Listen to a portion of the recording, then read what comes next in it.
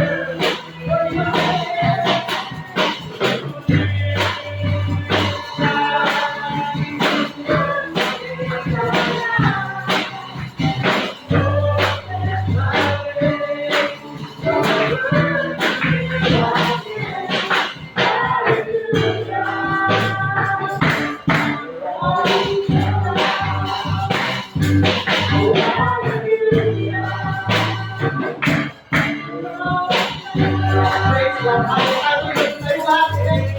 Bigyan, patuloy natin sa mga ng Panginoon na maraming awitin. There's gotta be a great awakening.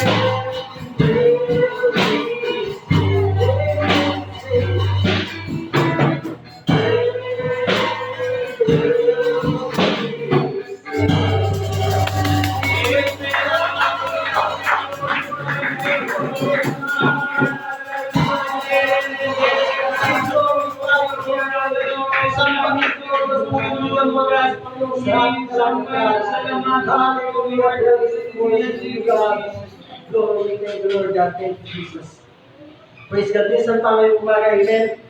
Ayaw ilalako sa ating mga panalangin. Muli tayo makakasa sa magagawa ng ating Panginoon. Muli natin nga ilalapit sa ating Panginoon, amen, ang ating bansa, amen. Napatuloy ang proteksyon ng Panginoon sa ating bansa, hindi sa mga namumuno dito. Ang pagbibigay ng Panginoon ng wisdom, knowledge, sa mga namumuno sa ating bansa, sa ating presidente, hanggang sa pinakamababang lokal ng pamahalaan. Ganun din ang bayan ng Marikina, especially ang bayan ng Marikina, sa ating Panginoon, na siya ang patuloy na bumilos, gumawa sa pamamagitan ng bawat isa sa lungsod na ito. At ganun din ang mga daraanan ng bagyo. Sa mga oras na ito, amen, marahil nasana sa mga parte ng bansa, especially sa Central and Southern Luzon. Patuloy natin silang isama sa ating panalangin, ang ating mga mahal sa buhay, ang ating mga kapatiran sa mga lugar na yun. Amen, sila ligtas ng Panginoon, sila yung hayaang mapinsala, no? Kahinahin ng Panginoon, ito bagyong ito, no? Tulungan tayo ng Panginoon na makatawid sa bagyong ito. Ganun din ang fellowship na ito na pinagkatiwala sa atin ng ating Panginoon, amen, mula sa ating international leader, Pastor Greg Mitchell, na sa pinakamabang tayo ng kapulungan, amen, international and global pioneering churches, ganun din ang ating mga missionaries, amen, patuloy natin silang isasama sa ating panalangin, ating mga missionaries sa Cambodia, Vietnam, Thailand, Taiwan, Myanmar, amen, Malaysia, patuloy natin silang isasama sa ating mga panalangin. Ganun din ang ating ang iglesia sa lugar na ito, amen, tayo gamitin ng Panginoon sa para marami pang kaluluwa, magbangon ng Panginoon ng mga kabataan, mga bago lang yun, amen, ang ating paggamit ng buhay sa kanyang kaharian. At ganun din ang ating prayer request, yung umayang ito, amen, ang comfort para sa Ancheta family, amen, Tatay Piling po, hindi naman ng ating Panginoon, amen, no more pain para kay Tatay Piling, siya po ay kapit niya ng lumikha. Comfort sa mga kanyang mga nagiwan, amen, nalugin sila ng Panginoon Espiritu. Ganun din sa ating mga nanay, sila Nanay Saling, Nanay Tarsiling, and then si Nanay Shoni, Nanay Sister Milet, Sister Josie, special sa kanila, ganun din kay Sister Gloria Yacarle, amen, siya po ng maestro, amen, nakahiling ng Panginoon, nagimala ng Panginoon, ay hindi nagbabago noon ngayon at magpakailanman. Ganun kay Sister April Garcia, complete hearing din para kay Sister Alicia. And then, ito ating papanalangin, alam natin na hindi nagsiyang kamay ng Panginoon o mga kabutin, ipunin ang ating mga kapatid na ito. Kung kayo may alam na mahal mo sa buhay, mga kapatid na may karindaman, banggitin ko naman po sa inyong mga panalangin. Ganun din ang pangangailangan ng bawat isa ay kung may pangangailangan ngayong umaga. Ganun yan po ay aangkin natin ang tagpo ng Panginoon ngayon pa lamang sa ating mga pangangailangan. Ganun din ang nalalapit na Bible Conference, no? Patuloy natin po isama sa ating panalangin.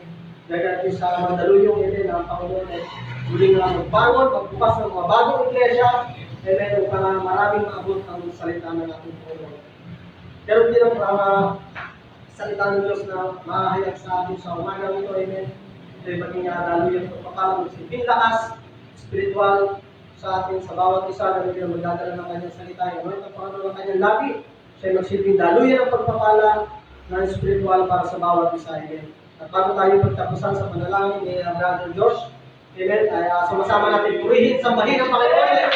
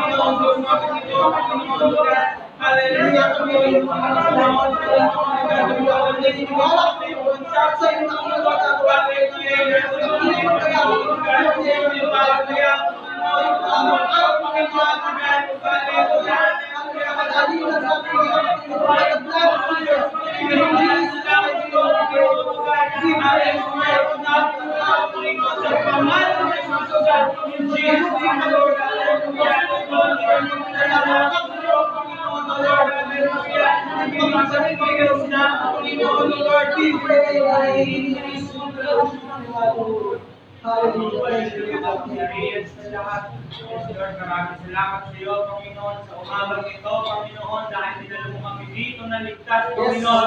Gabayan mo kami dito, Panginoon, sa gawain ito, Panginoon, samahan mo kami, Panginoon. Kami nananalangin sa iyo, Panginoon, ng family at neta. Panginoon, patuloy mong gabayan, Panginoon, ang tatay Panginoon. Nasaan man siya ngayon, Panginoon, gabayan mo siya, Panginoon.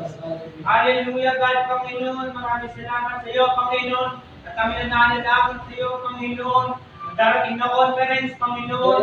Samahan mo sila, Panginoon, sa conference na iyo, Panginoon, at tinataas namin sa iyo, Panginoon. O ng bagyo na darating dito, Panginoon. Sabi mo, Panginoon, bagyo na ito, Panginoon. In Jesus' name. Amen! Tawagan natin, bawat isa, balikin natin. Praise God, maraming salamat po sa bawat isa. Welcome po sa pinakamasayang lugar sa Marikina. Amen! Amen, sa kabila na masama ang ating panahon, amen. Ang mga tunay na Kristiyano ay naglilingkod sa ating Panginoon. Umulan o umaraw. Bumagyo man. No? Amen. So maraming salamat sa mga nagtagumpay sa pakikipaglaban sa unang nagtuot. Dahil itong ganitong panahon, sarap na tulog. Kaya nakakatawag bumangon. Pero yung mga para sa ating ilang pabalita ngayong umaga, amen.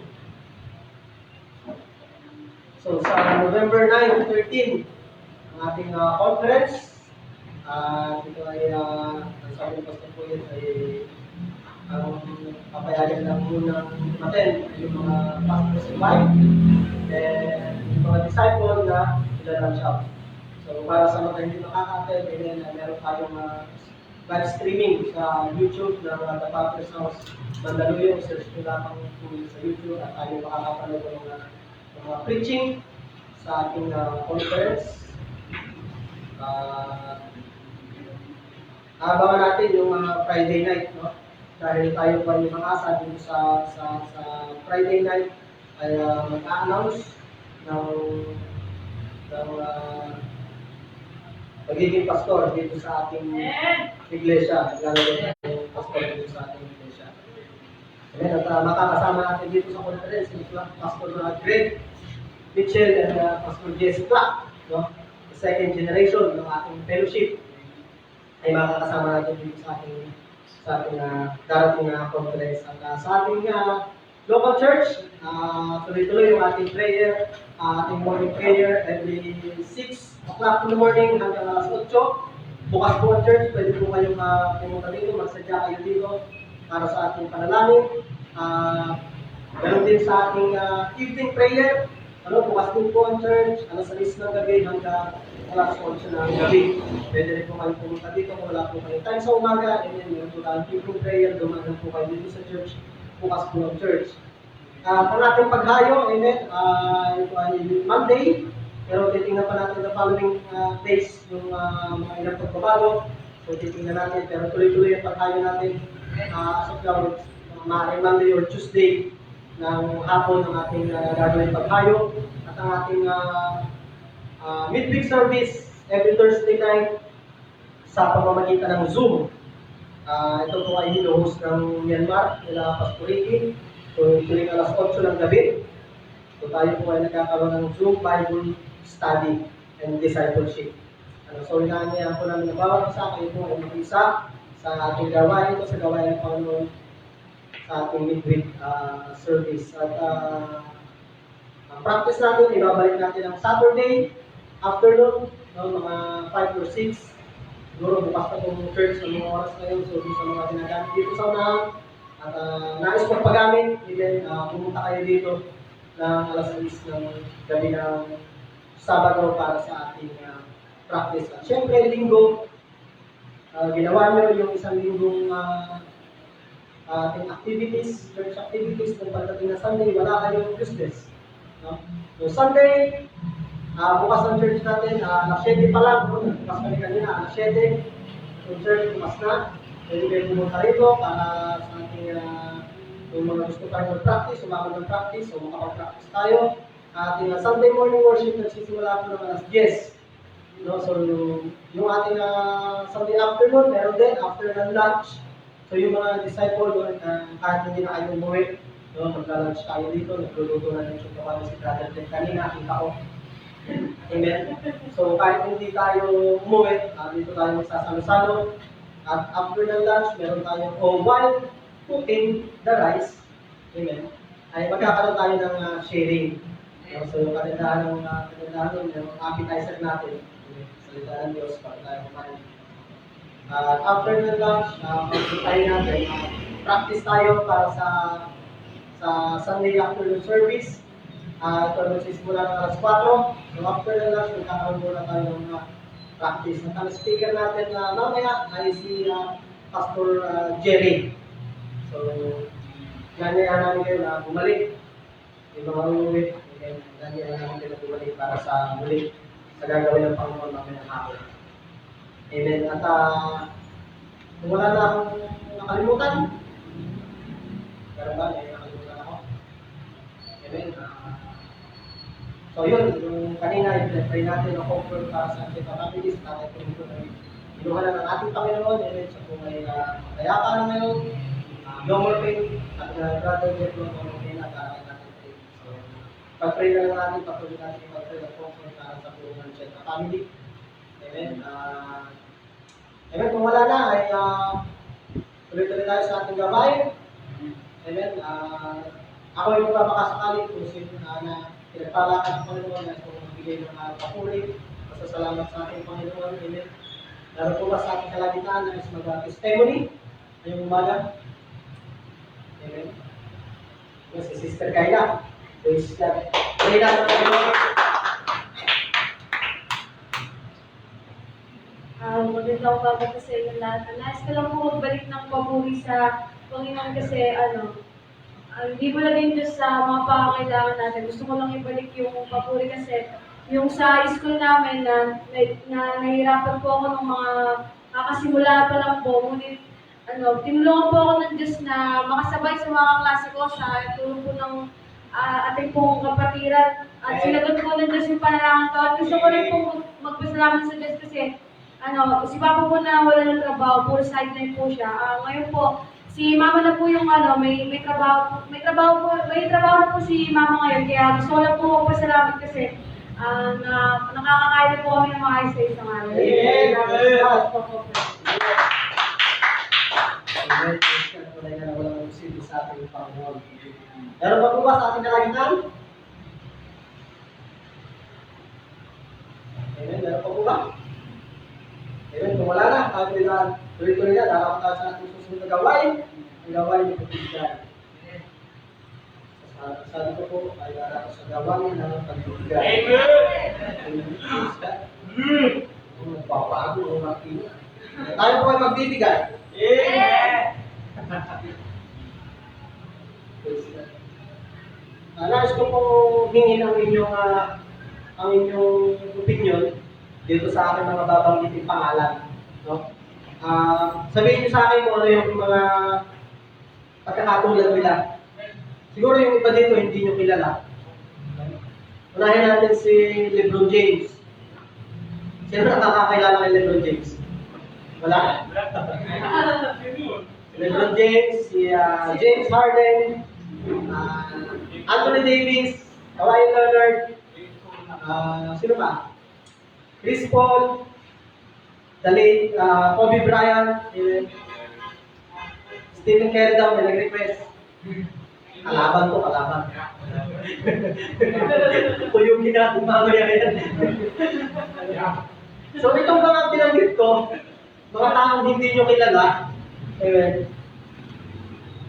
ano yung mga nakikita nyo pagkakatulad sa kanila? Okay, magbigay nyo, sige, magbigay. Mga NBA superstar, no? Lahat sila magagaling sa kanilang larangan. Ano pa? Sige, magbigay kayo. Ano yung mga pagkakatulad nila lahat? Tungkol sa pagiging mga sikat. Malalakas. Magagaling. Okay. So dito makikita natin itong mga basketball superstar na to, ang isa pa nilang pagkakatulan. Kahit narating na nila yung sinasabi nga ni Brother Camus, nakalakasan nila. No? Naabot nila yung rurok ng kanilang karir, ng kanilang tagumpay, naging sikat sila, amen?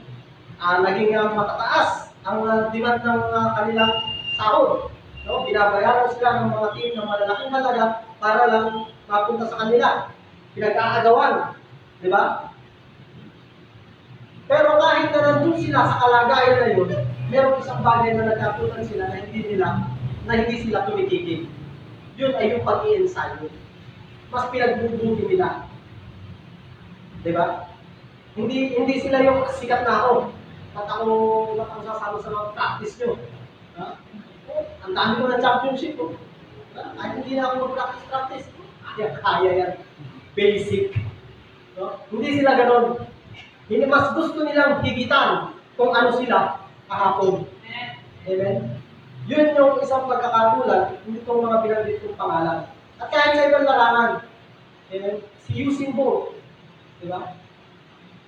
The gold medalist sa Olympic. Ang pinakamabilis tumakbo na tao sa buong mundo.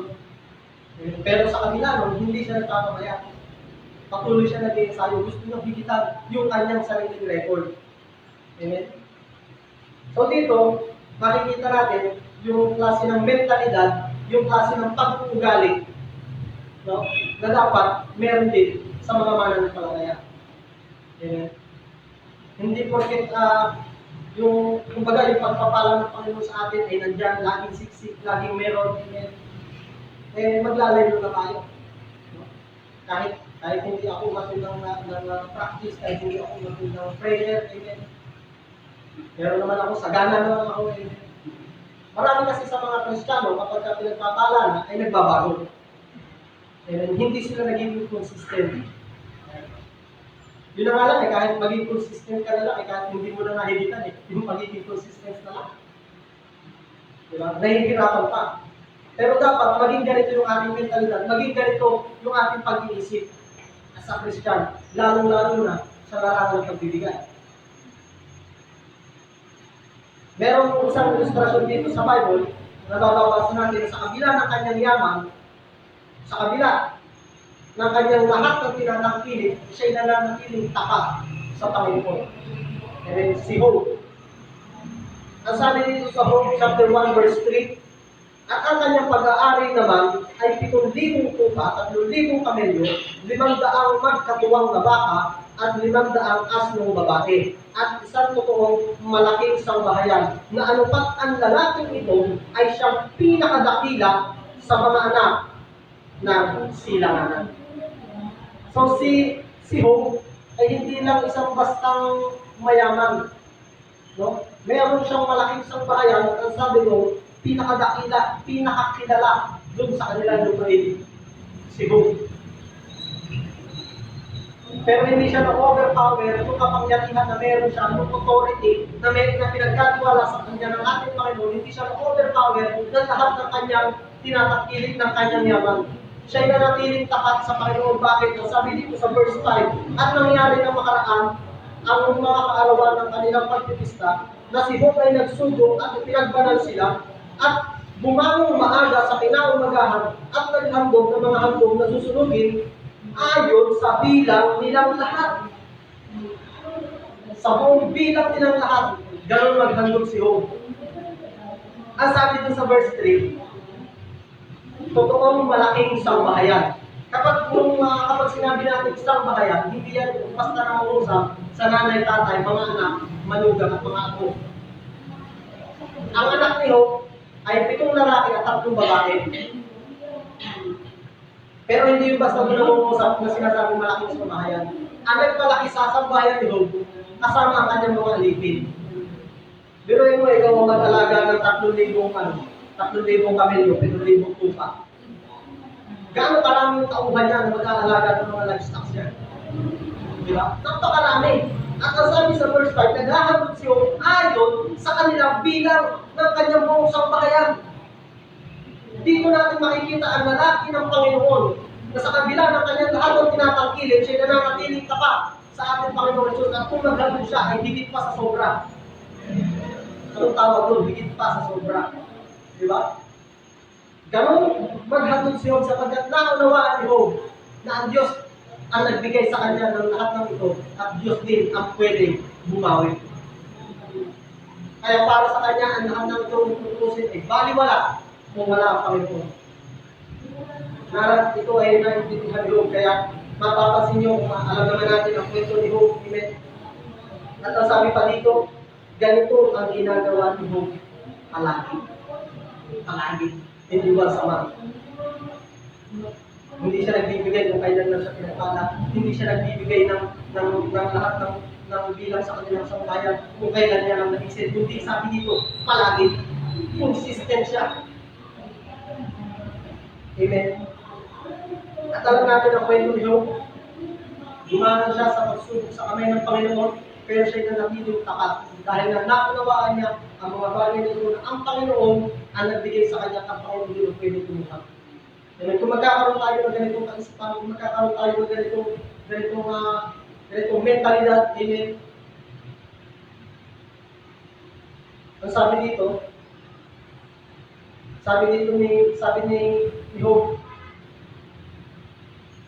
o ng Panginoon brother, amen, ay hindi ba ibabalik dito sa atin na sisikilig at umaakaw.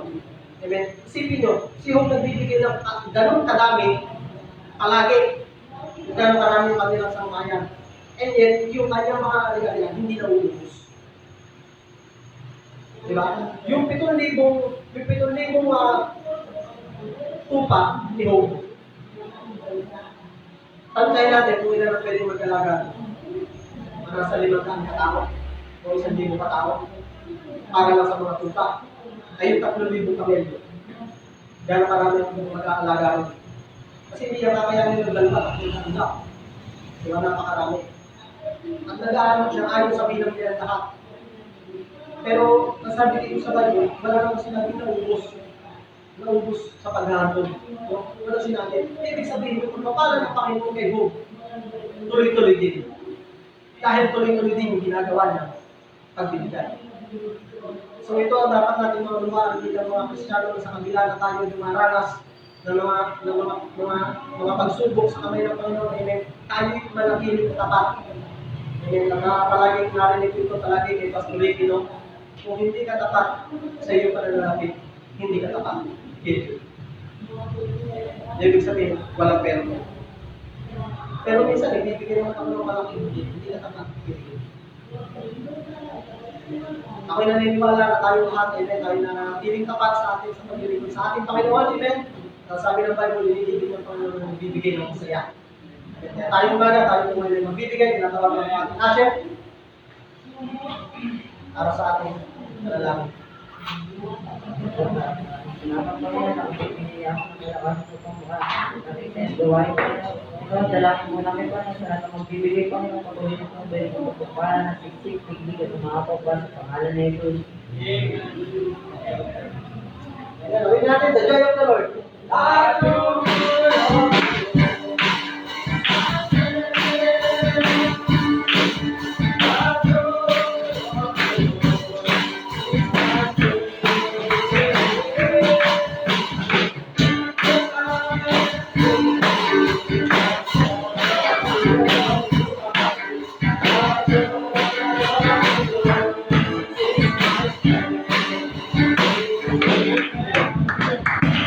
Maraming salamat po sa lahat ng mga sumuporta sa gawain ng ating Panginoon.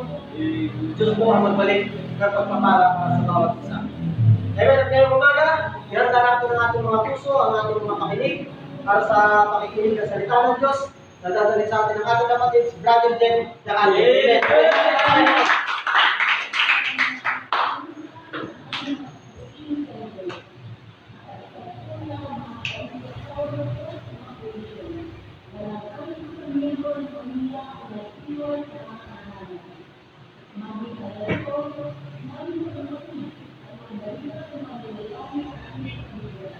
Praise God!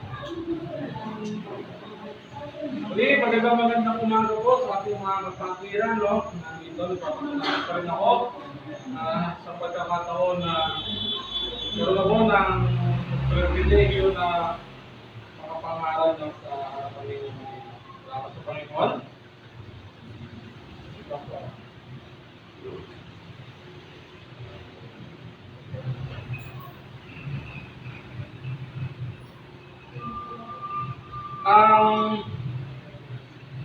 Last week, nagkaroon kami ng oportunidad na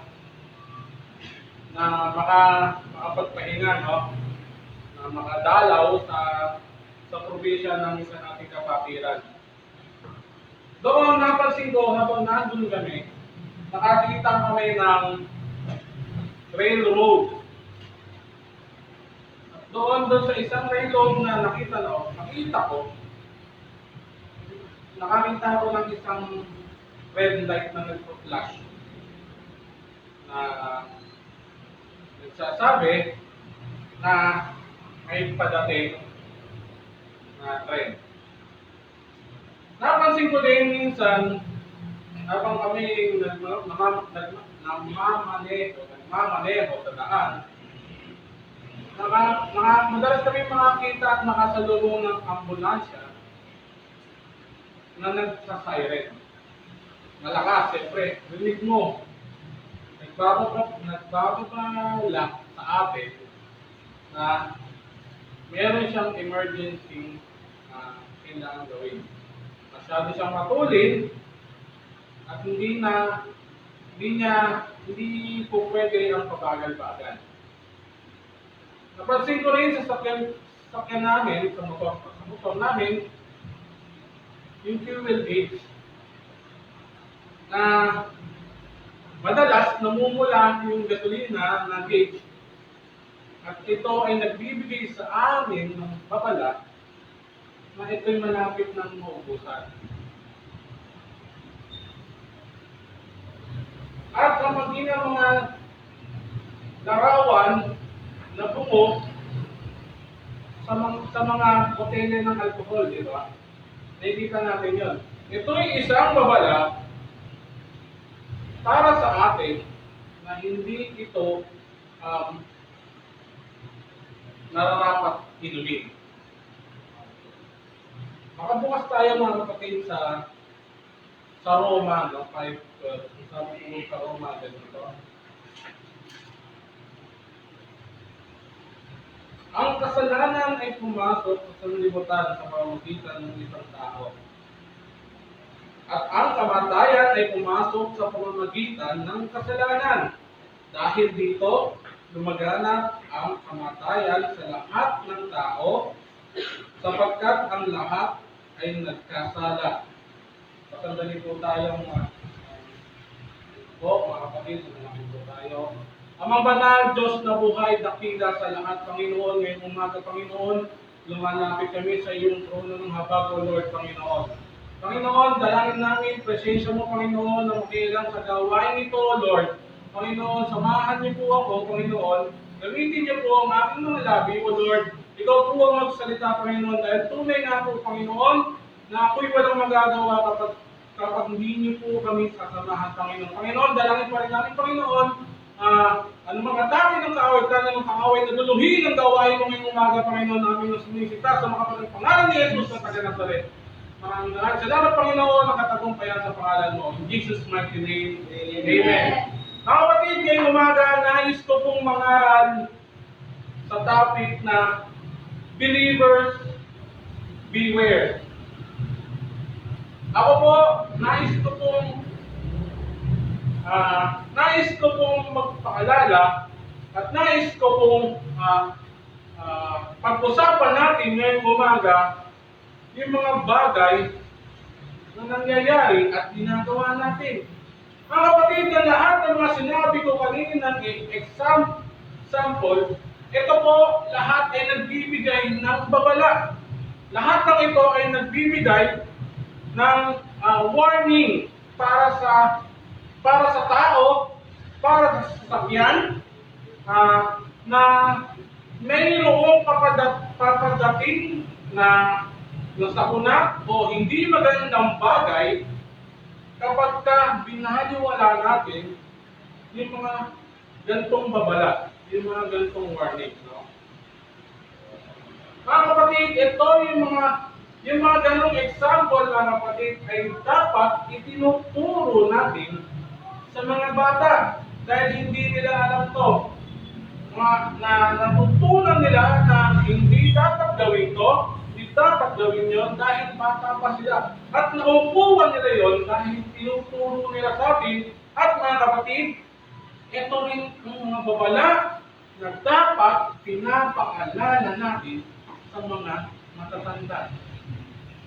Ito yung mga babala na alam na ng mga matatanda, pero kailangan ipaalala sa kanila. Minsan kasi batid na nila yung babala, pinapaliwala lang nila at hindi nila batid ang kahantungan ng babala. Warnings are a matter of life and death. Ito yung magdedeterma. Actions natin ang magdedeterma ang kahantungan ng action natin ay nakabase kung paano tayo tatanima sa mga babala na nakikita natin. Sa mga babala na nababasa natin at sa mga babala na napupunta sa atin. Kagaya ngayon, mga kapatid, tayo ay tayo ay dadanas ng isang malakas na bagyo.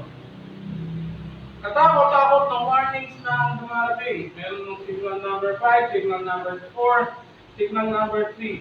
Nagbababala na ang maraming mga eksperto, siyempre yung iba naggagayak na, nagpe-prepare na. Kasi yung iba, hindi natin sila masisisi, pero may kahantungan yung pagbabaliwala nila sa warning na to. No? Sa ating spiritual life, meron din tayong warning. Alam natin yan. Maraming nangyayari. Si Moses, nagbabala sa Israelite to beware of forgetting the Lord once they get settled in the promised land. Nagbabala si Moses, no? Baka mamaya kung nakating nyo na, nakamtan nyo na yung promised land ng Panginoon, yung lugar na talagang ipinangako ng Panginoon sa inyo, baka makalimutan nyo na ang Panginoon. Baka makalimutan nyo na kung sino ang nagbigay sa inyo nito. Baka makalimutan nyo na kung sino ang nagdala sa inyo nito. Nagpapala si Moses. Si Jesus. Si Jesucristo, madalas niya gamitin ang salitang beware. Diba? Sa Matthew, sa Mark at sa Luke. Si Paul, nagbabala siya sa mga bulaang propeta. Marami tayong mababasa sa Biblia ng mga babala na nagbibigay sa atin ng extra senses na mag-ingat, no? Tumutulong sa atin na umiwas. Tumutulong sa atin na makalayo o makatakas, no? Lahat ng mga warning, lahat ng mga babala, ito ay tumutukoy sa kasalanan.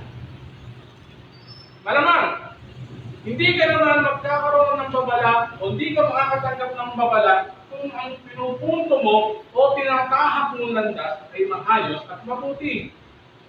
Makakatanggap ka ba ng babala o huwag mong gawin yan? Wala ka, pag ginawa mo yan, uunad ang buhay mo. Wala kang ganun. Huwag mong gawin yan. Bahala ka, pag pinagpatuloy mo yan, magiging masaya ka habang buhay. Walang ganun. Pero kung ang pinupunto o nilalandas natin, mga kapatid, ay kapahamakan, makakatanggap tayo ng babala.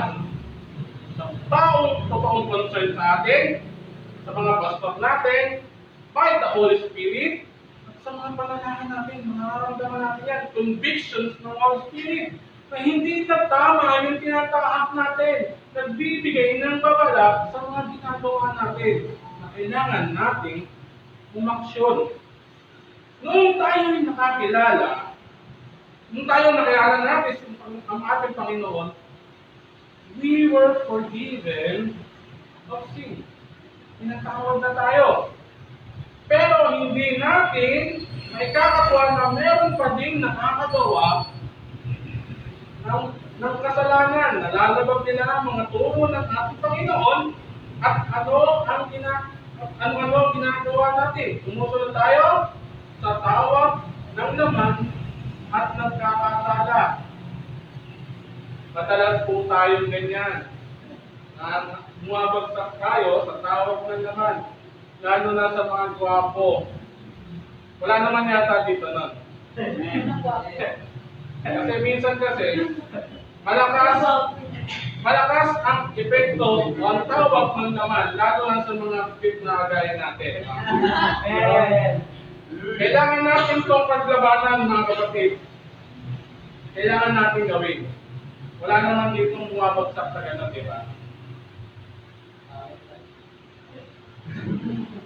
Tawag ng laman, nagsisinungaling, deceiving, cheating, at karamihan sa atin ay nag-i-struggle na makalaya sa ganitong gawa. Mga kapatid, tunay naman talaga at hayag naman talaga na minsan, kahit naranasan na natin ang kadakilaan ng Panginoon sa buhay natin, balik na natin kung paano kumilos yung Panginoon sa buhay natin, nag-i-struggle pa rin tayo na hindi gumawa ng kasalanan. Pero mahirap kasi, kasalanan ay kasalanan. Hirap makalaya sa tinatawag na circle of sinning. Meron po kasi talagang gano'n, mga kapatid. Ito po talaga yung dapat natin iwasan. Nagiging paulit-ulit na lang ang kasalanan. Nais kong ipunto sa inyo sa aking unang punto. Why do believers still sin? Bakit pa tayo laging nagkakaroon ng kasalanan o nagkakasala? Bakit? Diba? Tanungin mo muna nga yung katabi mo. Bakit ka pa rin nagkakasala? Diba? Huwag nyo na-intend yung sagot, no? Kasi ang sagot, hindi naman talaga natin kailangan malaman. Pero minsan, kailangan mong tanungin yung katabi mo. Paano nag-isip? Bakit ka patuloy na nagkakasala? Basahin natin sa John 8:34. Meron lang ako naisip pa ba? Sa Juan 8, versikulo 34 hanggang 35. Sumagot si Jesus. Ito po yung mababaw na salin ng Tagalog ko. No? Sumagot si Jesus, pakatandaan ninyo, ang gumagawa ng kasalanan ay alipin ng kasalanan. Ang alipin ay hindi kabilang sa pamilya sa habang panahon. Subalit ang anak ay kabilang magpakailanman. Dugtungan ko po kung ang anak ang magpapalaya sa inyo, kayo nga'y magiging tunay na malaya. Mga kapatid, ang sinasabi ng Bible, alipin tayo ng kasalanan kung patuloy tayo kung patuloy tayo magkakasala. Sabi doon, hindi tayo mabibilang sa tinatawag ng pamilya. Nakakatakot, mga kapatid. This is a warning for all of us. Para sa ating lahat. Mahirap mabuhay pag wala kang pamilya. At lalong mahirap mabuhay kung wala kang Yeso Kristo sa buhay mo na magtuturing sa iyong pamilya. Pero sinabi doon, mga kapatid, kung patuloy tayong magkakasala, tayo alipin ng kasalanan at ang kasalanan o ang pagkakasalanan hindi magiging kapamilya. Magiging kapuso ka lang, no? Pero hindi po ganun talaga. Ito po ay babala, no? Minsan, ang akala natin, ulit-ulit tayo yung ginagawa ng kakasala. Akala natin, normal lang. Pero ito ay babala ng galing. Bago tayo maligtas, maraming sinasabi kasi, ang tanong, bakit tayo paulit-ulit na nagkakamala? niligtas na tayo ng Panginoon. Nakasalaban tayo kasi bago pa tayo maligtas, maraming lason na o maraming sistema na o bulok na sistema na ang ipinunla ng kaaway sa sistema ng mundo. Nagtanim na siya. Libong taon ang mga nakalipas na bago pa dumating ang anak ng Diyos. Nag-establish na siya ng isang sistema ng sanlibutan na magre-reject sa lahat ng i-offer ng anak ng Diyos. Sa i-offer ni Jesucristo. Nakatanim na sa puso, sa ugat ng tao. Nakatanim na sa sistema ng sanlibutan. Kaya pagdating dito ng anak ng Diyos, kahit niligtas na niya yung tao sa kasalanan, nakakagawa pa rin yung tao ng kasalanan dahil nasa loob niya ito. Nagigits niya ba ako mga kapatid? Mahirap, oo mahirap. Nakakaulit pa rin ba? But the poisonous nature within us has not been eliminated. Di ba? Kasi, ito ulit. Walang nakasamaan at walang puwang para sa Panginoon. Kaya para tayo ay maligtas, di ba? Para tayo maligtas, binayaran ng ating Panginoong Jesus ng malaking halaga. Tinubos na tayo ng malaking halaga. Di ba? Ano yung halaga na yun? Namatay ang Panginoon para mabuhay tayo. Kaya mo ba yun? Ngayon, tatanungin kita muna mga kapatid. Tanungin mo muna, kanina tinanong mo yung kapwa mo. Ngayon, tanungin mo yung sarili mo. Pagtapos kang tubusin ng Panginoon, pagtapos niyang mamatay para sa iyo, mabuhay ka lang, tanungin mo ngayon yung sarili mo. Bakit ka patuloy na nakakasala? Bakit?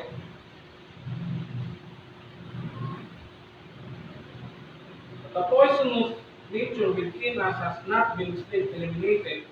A man must go or must undergo a change before becoming worthy to serve God. Oo, tinubos na tayo. Lahat ng kasalanan natin. Pero meron tayong kailangan gawin. Meron tayong kailangan gawing pagbabago. Kailangan mong baguhin yung sarili mo, yung puso mo, yung isip mo. Kailangan mong magbago.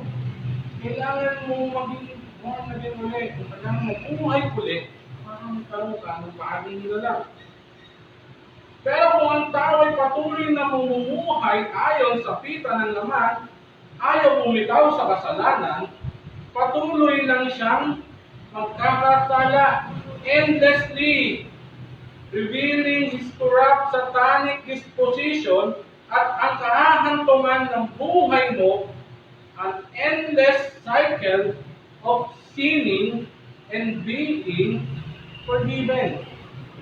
Mga kapatid, naligtas na tayo, alam natin ang kadakilaan ng Panginoon, kilala na natin ang ating Panginoon, alam na natin ang masama ang magkasala, ang masama gumawa ng kasalanan, and yet ginagawa pa rin natin ito sa araw, at ang iniisip na lang natin, mananalangin at hihingi na lang tayo ng tawad sa gabi, alam naman natin na patatawain tayo ng Panginoon, pero kinabukasan, nagawa pa rin tayo ang kasalanan, at hihingi ng tawad sa Panginoon, endless cycle of sinning and forgiven. Yun na lang ang mangyayari sa buhay mo. Sa buhay natin. Walang hanggang paggawa ng kasalanan. Kailangan natin kumilos na kapatid. Kailangan natin mabago. Hindi porkit pinapatawad ka ng Panginoon sa mga kasalanan mo, ligtas ka na. Hindi yun. Meron kang kailangan gawin. Meron kang kailangan patunayan. May proseso ang kaligtasan ng kapatid. May proseso. Naganap na ang unang proseso para ikaw ay maligtas. Ano? Tinupad na ng Panginoon ang kalahati ng proseso. Tinubuskan niya. Pinili niyang mamatay, mabuhay ka lamang ngayon para makamit ang kompletong kaligtasan. Tuparin mo ang kahilingan o kailangan mo gawin ay magbago. Oo, meron tayong Panginoon na kayang gawin ang lahat. Walang imposible sa Panginoon. Pero kailangan mo rin kumilos. Binigyan ni respeto ng Panginoon yung kalayaan mo. Diba? Masarap magkasala. Yan yung iwan ko sa ito nun. Kailan tayo magbabago? Kailan natin uumpletuhin yung proseso ng kaligtasan ng buhay mo? Yung proseso ng kaligtasan ng buhay natin. Lahat na lang ba iaasa natin sa Panginoon? Inigising ko lang po kayo mga hindi po ako galit, no? Ang topic ko po ay warning. Nag-warning lang po ako, no? Hindi po ako galit. May silang lang po ito. Sa aking pangalawang punto, the consequences of committing sin. Lahat ng ginagawa natin, bagay, natin naririnig. May kabayaran. Pag gumawa ka ng kabutihan sa kapwa, may kabutihan din babalik sa iyo. Hindi mo inaasahan, higit pa sa pinapanalangin mo. Di ba? Nais kong ikwento sa inyo yung kwento ni Manny Pacquiao. No? Nakakatawa, no? Napaka-basic, napakababaw ng ilustrasyon. Matatawa ka lang, pero napakatotoo. Yung kwento ni Manny Pacquiao tungkol sa ibon at sa pusa. Sino na nakakalam nun? Nakakatawa, basic. Siyempre, alam naman natin na ang ibon ay isa sa gustong kainin ng pusa. Pero, alam ng pusa na hindi niya kayang hulihin ang ibon ng harapan. Nang gamit lang ng kanyang ng lakas, di ba? Pero napansin niya isang araw, nakita niya yung ibon bumaba sa lupa at kumain ng worm. Sabay lumipad, ulit sa kanyang puno. Nakita ng pusa ito at napaisip, sige, inabukasan, maagang umalis ang pusa at nanghuli siya ng mga worm. Inalok niya ito sa ibon. Ang sabi ng ibon, ayaw mong kainin yan dahil alam ko na pag bumaba ako dyan at kinain ko yan, kakainin mo ko. Sabi ng pusa, hindi ko gagawin yun. Masaya akong nakikita kang kumakain. Ganito na lang. Sa tuwing kakain ka ng isang worm o uod sa mga handog ko, ihingi lang ako sa iyo ng isang balahibo. Aba, magandang kondisyon niya, sabi ng ibon. Di ba ng ibon, bumaba siya, kumuha ng isang worm, sabi ng pusa, pingin ng isang balahibo. Lumipad ang ibon, kati ka lang, gusto ko pa. At paulit-ulit, ganun yung nangyayari. Kada kain niya, pingin lang ng isang balahibo. Hanggang sa minsan, pagkain niya ng bulate, hindi na siya makalipad. Dahil ubos na yung kanyang balahibo. Sabi ng pusa, ngayon hindi ka na makalipad, ako naman yung kakain. Mga kapatid, ganoon ang buhay natin. Ganoon tayo mga kapatid. Isa tayong maayos at matatag na tao. Pero unti-unti nating tinitikman at inilulubog ang sarili natin sa kasalanan. Unti-unti. Hanggang magigising na lang tayo minsan, hindi na tayo makaalis sa kinalalagyan natin. Ganoon tayo mga kapatid. Ganoon tayo pag gumagawa ng kasalanan. Diba? Kala natin okay na. Sa Romans 6:23, alam naman natin to. For the wages of sin is death, but the gift of God is eternal life through Jesus Christ, our Lord. Ang sabi doon, mga kapatid, through Jesus Christ, our Lord. Hindi sinabi ng Bible na through Jesus Christ and friends. Panginoon Jesus lang ang ating kailangan. Handaan, hindi natin tumawag kung sino mang friendship niya. Di ba? Mag-ingat po tayo mga kapatid. Hindi dahil walang nakakakita sa mga maling ginagawa mo, ligtas ka. Hindi dahil wala si pastor ay iba na ang ugali mo. Hindi dahil uso at ginagawa ng karamihan, tama na. Hindi dahil masarap at masaya gumawa ng mali, ay ayos lang mga kapatid. Hindi dahil sinusuportahan ka ng mga katropa mo sa kalokohan mo, tama yon. At hindi dahil sa malakas ka at magaling ka sa maraming bagay, hindi mo na kailangan ng Diyos sa buhay mo. Magsisi ka mga kapatid. Magsisihan mo yun. Let this be the warning. Warning sa atin to. Ng paggawa ng kasalanan, kamatayan. Tandaan mo tunay kapatid, lahat tayo haharap sa judgment ng ating Panginoon. Kung saan nasusulat one by one ang lahat ng mga ginagawa mo sa mundo. Hindi dahil hindi nakita, hindi nakalista. Diba? Paano na yun? Paano na yun? Kung gumawa tayo ng kasalanan kasi wala naman tayong kakilanang kapatiran doon at walang makakapagsubong sa atin, tingin mo okay lang yun? Nakalista. One by one. Lahat ng mga ginagawa sa mundo, the words and actions of each person, yung landas na kung ano yung tinahak, the characteristic that you show, at mga kinilos mo mag-isa. Lahat nakalista. Kahit anong klaseng tao ka ba. No one shall escape the hands of God. Paano na?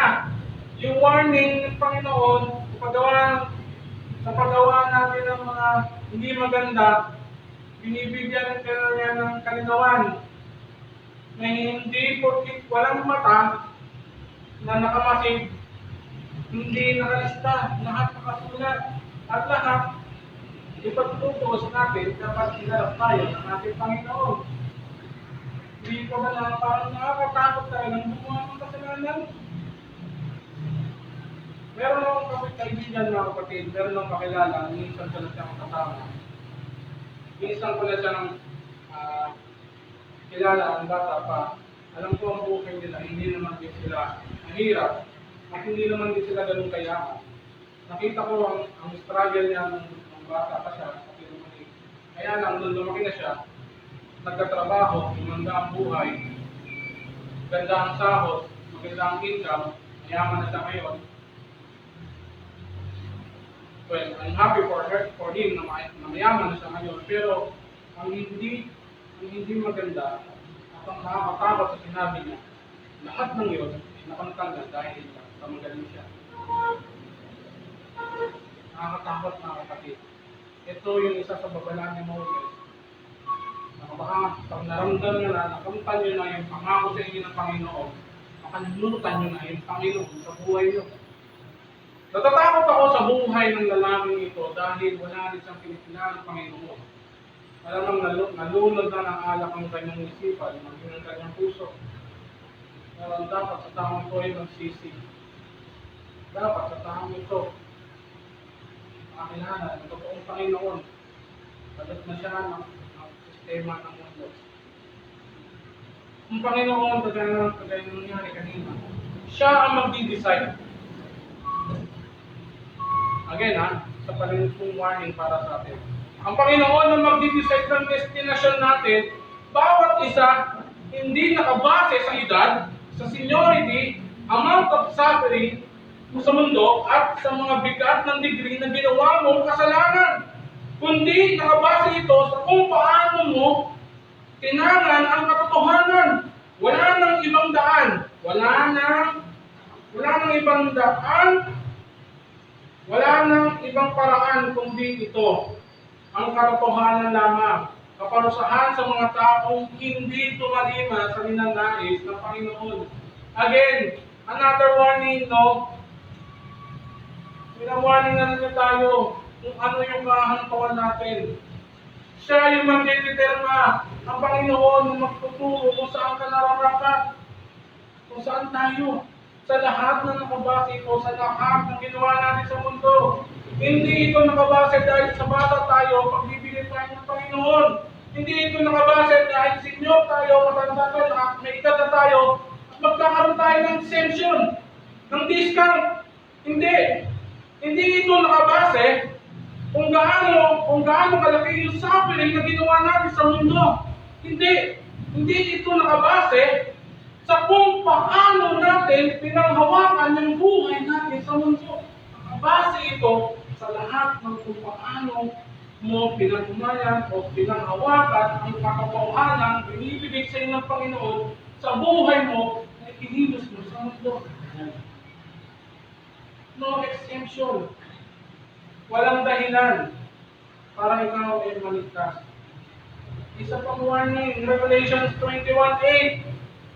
Subalit para naman sa mga duwag, mga taksil, mga gumagawa ng kasuklam-suklam na bagay, mga mamamatay tao, mga nakikiapid, mga mangkukulam, mga sumasamba sa Diyos-Diyosan, at sa mga lahat ng mga sinungaling, ang magiging bahagi niya'y sa lawa na nagliliyak na apoy at asupre. Ito ang pangalawang kamatayan. Ang kapatid, namatay ka na, magkakaroon ka pa ng pangalawang kamatayan. At doon sa pangalawang kamatayan mo, walang hanggang pagdudusa. Napakasakit, nakakatakot, mga kapatid. Ngayon mo sabihin sa atin, mga kapatid, na hindi ka tumatalo sa gawain ng Panginoon dahil sa problema mo ay damit.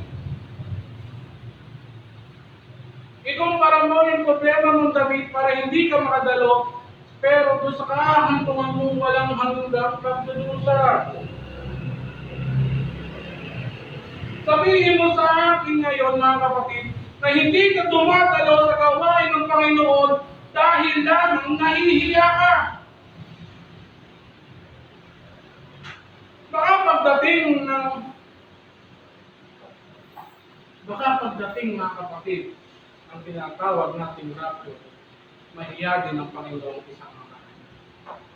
Mga kapatid, madalas natin na pag-usapan ito, pati ng ating gawin prayer. Ang dami nating dahilan, ang dami nating reasoning, no?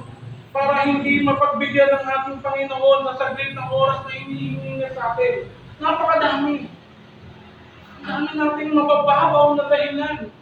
Pero ang Panginoon, kahit dahilan, hindi nagdahilan. Tulungan ka. Kahit kung hindi ka pa nakakakilala sa Kanya, tinutulungan ka na niya. Ginagabayan ka na niya. Kahit kailan hindi siya nagdahilan.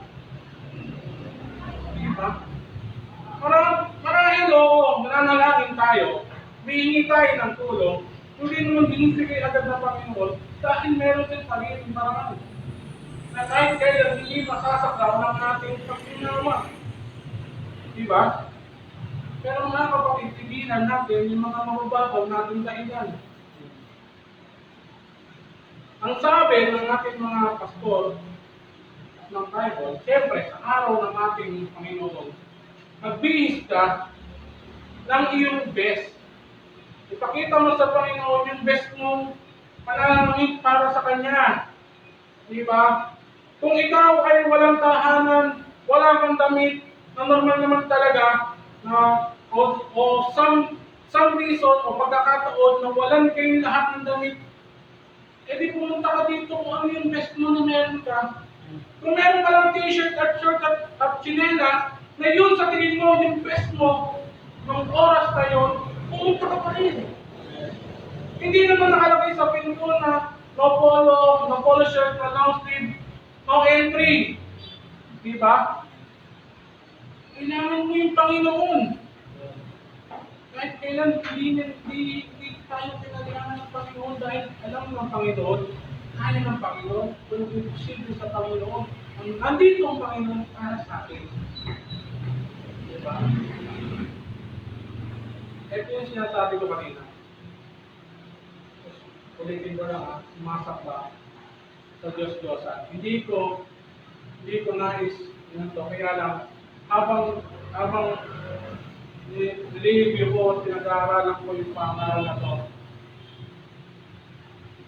bigla akong napansin na, oo nga no, nagkasala ka na, naging madumi ka na, tapos nais mong humingi ng tawad, nais mong mapatawad, hihingi ka ng tulong sa Diyos-Diyosan, edi naging dalawa na yung pagkakasala mo. Ang tanong sa'yo, kung sa Diyos-Diyosan ka lumapit, sino yung nagpatawad sa'yo? Nagkaroon ka ng pagkakasala? Sa Diyos-Diyosan ka lumapit? Pakiramdaman ng patawad ka, sino yung nagpatawad sa'yo? And sabi sa Bible, si Heso Kristo lamang. Saan? Kaya mga kapatid, baka masyado na tayo lumubog. Di ba? Napansin ko lang to. At baka meron pa sa aking nananalangin dyan sa Diyos-Diyosan. No? Naisip ko tuloy kasi meron naman panabago ngayon. Hindi ko nagkanais din, di ba? Pero baka natatawa lang ako, no? Ito ay isang joke lang sa sarili ko. Binigyan ko ng kabiruan ng sarili ko, baka magkaroon ng santo ang ML. Sino kaya? At meron kayang sasampas sa santo ng ML nila. Diba? Iniisip ko ngayon, kung ang mga magnanakaw ay nagpe-pray, bago sila magnakaw, sino yung pinagpe-prayan nila? Sinong santo yun? Meron bang gustong mag-volunteer na maging santo ng mga magnanakaw? Dito rin yung naisip ko, mga kapatid. Kasi kung hindi para sa Panginoon, hindi ka tutulungan ng Panginoon.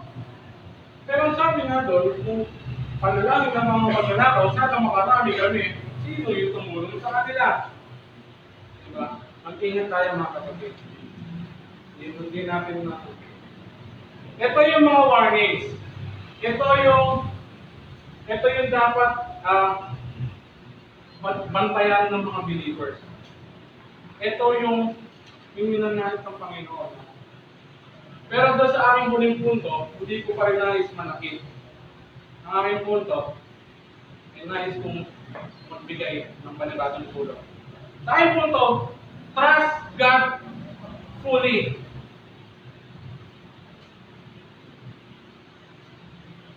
$8,810 ang salitang lumabas sa isang pag-aaral kung ilang beses binanggit ang salitang promise. 7,487 promise of God to humankind. Napakaraming pangako ng Panginoon sa atin. Kailangan mo lang pagkiwalaan siya.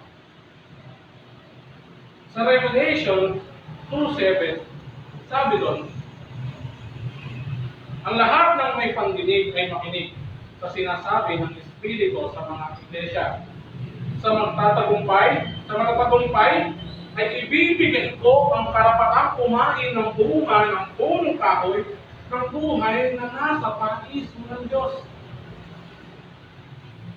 Napakasarap marinig na kung magtatagumpay tayo sa tinatahak nating landas tungo sa kabanalan ng ating Panginoon, makakaroon tayo ng pribilehiyo na makakain ng bunga ng punong kahoy ng pangakong punong kahoy ng buhay. Tree of life. Dito, pag nangyari yun, parang no happiness na eh. Masaya na. Lahat maayos, matiwasay, payapa. Lahat in control. Walang out of control. Di ba? Marami pangako. Ang nais na ito, kailangan mo magtiwala. Ang sabi doon sa Numbers 23:19, He is absolutely trustworthy. Sa Psalms 110:4, He is unchanging. Sa Isaiah 55, He is the power. He has the power and will to fulfill His promise. Joshua 29:45, He is faithful in keeping all His promises. Sa Pedro, His promises stem from His goodness and glory. Sa Gen 24:15-18, God may confirm His promise with an oath. Napakarami ng pangako ng Panginoon na pinapangako niya sa atin. Ang kailangan lang natin magtiwala ng lubos sa Panginoon. At hindi na tayo matatakot sa lahat ng kanyang warning. Hindi na tayo matatakot sa lahat ng kanyang babala kung ano yung masamang kakahantungan natin. Diba? God promised are fulfilled in Jesus Christ. Para sa humankind, para sa mga tao sa libutan. Ang isa sa kanyang pangako ng kaligtasan ay ang kanyang anak. Binigay niya yung kanyang anak para tayo maligtas. Pero meron tayo kailangan. Jesus Christ can bring superior promises through the new covenant. Napakadaming pangako ng Panginoon sa iyo. Sa atin, ang kailangan mo lang gawin ay tanggapin at panghawakan ang lahat ng mga pangakong ito. Ngayon, isa pang tanong, mga kapatid. Paano? Diba? Lahat na ito, pinibigay na ng Panginoon. Pinangako na niya sa ito. I am absolutely trustworthy. Pinangako niya sa iyo, magtiwala ka sa akin dahil I am unchanging. Yung pagmamahal ko sa iyo mula pa noon, ngayon, pagpakailanman, He has the power and will to fulfill His promise. Nasa kanya na lahat, yung imposible sa kanya, kaya niya gawin yun. Pero kailangan mo dito malima. Diba? He is faithful in keeping all His promises. Kahit kailan, mga kapatid, ang ating Panginoon ay hindi naging liko sa lahat ng kanyang pangako. Lahat ito putuparin niya. Lahat ito gagawin niya. Lahat ito ay mangyayari. Nangako na siya kay Noah. Nangako siya kay Abraham. Nangako siya kay Moses. At sa mga taga-Estradita, nangako siya kay David, kay Jeremiah. Lahat ng iyan ay naganap at nalantad sa kadakilaan ng ating Panginoon. Ngayon, nangangako siya sa iyo. Di ba napakasarap? Na pagkatapos kanyang babalaan, pagkatapos kanyang bigyan ng warning, binibigyan ka naman niya ng promise na ililigtas ka na niya sa posibleng mong kasablaan, sa posibleng putik ng iyong kalulutugan.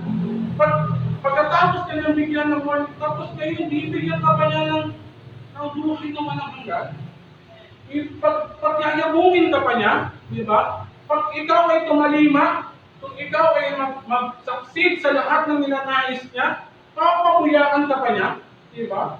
The gift of the Holy Spirit, isa sa binigay sa atin ng Panginoon yan. So, the fullness of life and eternal life. Binigyan ka pa niya ng resurrection, forgiveness of sin, presence of God, the peace of God, joy in God, and the knowledge of God. Napakadami. Napakadami na binibigay. Napakadami na ino-offer. Ano pa bang pangako ang gusto mo, mga kapatid? Ano pa bang pangako ang nais mong marinig? Ano pa bang pangako ang nais mong mabasa para tuloy ka sa gawain ng Panginoon? Pero mga kapatid, binibigyan ko kayo ng isa pang babala. Meron pang isang pangako ang Panginoon Diyos na kahit kailan hindi mababago. Lahat ng iyan, pangako yan para sa iyo, you just need to trust. Ang sabi sa isang pangako ng Panginoon na kahit kailan hindi magbabago, disaster awaits those who reject God's promises. disaster. Hindi sinabi ng Panginoon na problema lang. Problema ang darating sa iyo kapag hindi mo ginawa yung Panginoon. Hindi problema. Hindi gulo ang darating sa iyo. Hindi kabagsakan. Ang sabi doon, disaster. Masyadong magulo, masalimuot ko ang darating sa buhay mo. Diba? Marami ng pagbabago. Marami ng nangyari. Marami ng pangako. Anong doon ang nais mo? Nakausap kita na kapatid. Tapos kang bigyan ng babala ng Panginoon. Tapos kang patunayan sa iyo ang kanyang kadakilaan. Ano pa ba yung nais mong isukli sa Kanya? Ano pa ba yung nais mong itakwiran sa Kanya?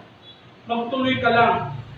Ano pa ba yung nais mong wasakin sa buhay mo para tuluyan mo lang makita kung paano ka binubuo ng Panginoon? Ano pa ba yung nais mong sapitin bago ka maniwala? Mga kapatid, kausapin mo puso mo. Baka masyado na tayo kalulugmok sa sistema ng sanlibutan. Na nabubulagan na tayo, nalalason na tayo, at isa tayo sa mga tao na humaharang at nagtatakwil sa salita ng Panginoon. Mga kapatid, sinasabi ko sa iyo itong tunay, hindi pa huli ang lahat. Hindi pa. Binibigyan ka pa ng Panginoon ng panibagong buhay at lakas. Patuloy ka pa rin ang bibigyan ng pagkakataon. Pero mga kapatid, isa pa ang babala. Kahit kailan, huwag mong ipagmamalaki ang araw ng bukas. Dahil Panginoon lang ang nakakala. Akala mo, ganoon ka pa rin kinabukasan, pero huli na pala ang lahat. Wala na palang kinabukasan. Wala na palang masunod. Papaano na? Mga kapatid, yung buhay natin at pananampalataya natin kapag nag-i-struggle, hindi ito kagaya ng PisoNet. Kapag kukunin na tayo ng Panginoon, nag-warning na yung PisoNet na mag-uubos na yung load mo, mag-umulog lang tayo ng barya. Lord, extend! Hindi ganun mga kapatid. Kapag bumalik ang Panginoon, nag-decide ang Panginoon, gawin yung nakarapan. Wala na tayong risiko. Wala na tayong kakapira.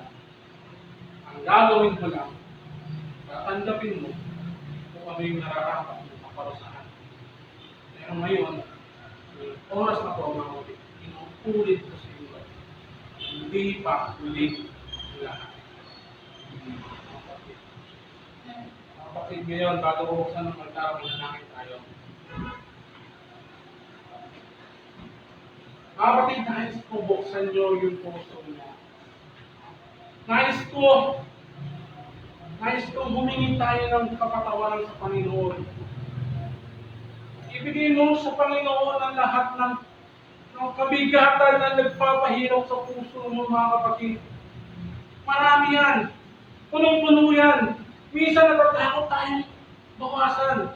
Minsan natatakot tayong tanggalin. Dahil napapangalahan tayo ng ating pride. Hindi natin kailangan yun. Mga kapatid, tanggalin mo yung galit sa puso mo. Ihingi mo ng tawad sa Diyos yan. Hindi yan nararapat sa loob ng puso mo. Tanggalin mo yung pangamba. Tanggalin mo yung masakiman. Tanggalin mo yung pride na yan. Ubusin mo yung mga basura na nasa loob ng puso mo. Hindi mo kailangan yan. Hindi mo kailangan ng kabigatan yan. Hindi mo kailangan yan para sa kaligtasan ng inaalok sa inyo ng mundo ay ng Panginoon. Ang inaalok sa inyo ng Panginoon, yung pusong dalisay. Nais ng Panginoon, bigyan ka ng kapayapaan. Nais ng Panginoon, ang bigyan ka ng kaligayahan. Nais ng Panginoon na bigyan ka ng buhay, ng payapa, at ligtas, at walang pangamba. Mga kapatid, paano niya magagawa yung pupunong-puno yung puso mo? Tanggalin mo yan. Lahat yan, bigyan mo sa Panginoon. Kausapin mo, hihingi mo ng tawad. Ihingi mo ng takot sa Panginoon. Pagsisihan mo ng buong puso. Tanggalin mo. Tulungan mo. Magsisi ka. Magsisi ka. Kailangan mo yan, Lord. Panginoon, tulungan mo sila, Lord. Tulungan mo kami, Panginoon. Panginoon, hihingi kami sa inyong kapatawaran, Lord. Lahat ng mga nagawa ng aming Panginoon. Hihingi ko, Lord, lahat ng kabigatan ito. Lahat ng mga bagay na kumukuha, O Lord, sa aming mga atensyon. Sa mga bagay na nagbibigay ng tumatakit sa aming mga tenga, O Lord, ang patuloy na marinig ang lahat ng aming salita, O Lord. Buksan mo, O Lord, ang aming tenga ng aming puso, O Lord.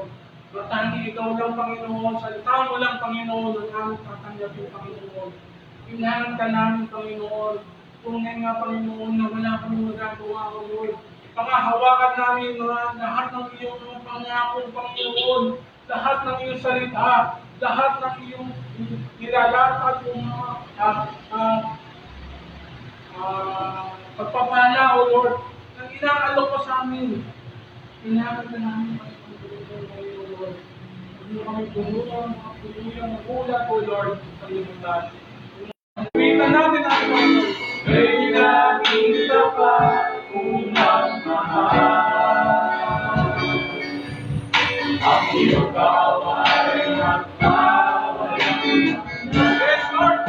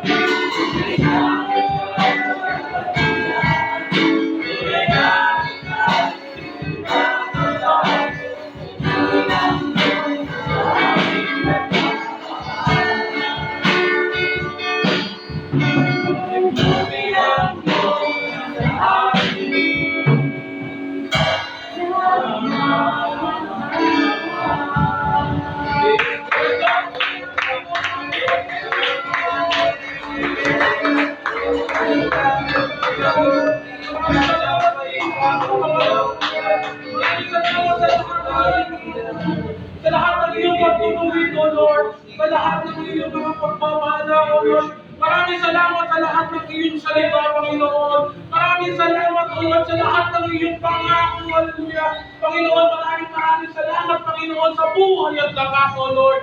Maraming salamat sa walang hanggang mong pagmamahal, sa paulit-ulit ng tawad, Panginoon. Maraming salamat, Panginoon. Patuloy kang nandyan, Panginoon. Kahit gaano kalaki ang aming sinusuong na problema, O Lord. Patuloy kang nandyan at ikaw ay higit na mas malaki sa anumang problema, Panginoon. Ikaw, Panginoon, ang tunay na dakila, Panginoon. Nararapat lamang ng pangalan mo ang tunay na itaas at ihayag, O Lord. Maraming salamat, Panginoon. Ngayon para, Panginoon, mga tayo. Iwan natin mga ulot. Ang banal Diyos na buhay, Panginoon, maraming salamat, O Lord, sa lahat ng iyong salita at kapahayagan, O Lord. Maraming salamat, Panginoon, sa paggising sa amin, O Lord, sa babala na pinapaabot mo, O Lord, sa mga pagtutuwid na ginagawa mo sa aming mga buhay, O Lord. Panginoon, maraming salamat, O Lord, sa lahat ng iyong promise, Panginoon, sa lahat ng iyong pangako, O Lord. Tunay nga, Panginoon, na ikaw ay hindi liko sa iyong salita. Lahat ng ito ay magaganap, O Lord. Maraming salamat, O Lord, na patuloy mo kaming kinakalinga, O Lord. Panginoon, nilalapit namin sa iyo, O Lord, ang mga puso ngayon na nalulungtay, O Lord. Ang mga puso na nakakaroon ng kalungkutan, Panginoon, itinataas namin sa iyo, O Lord. Punuin mo ng kagalakan, O Lord. Punuin mo ng kasiglahan, O Lord.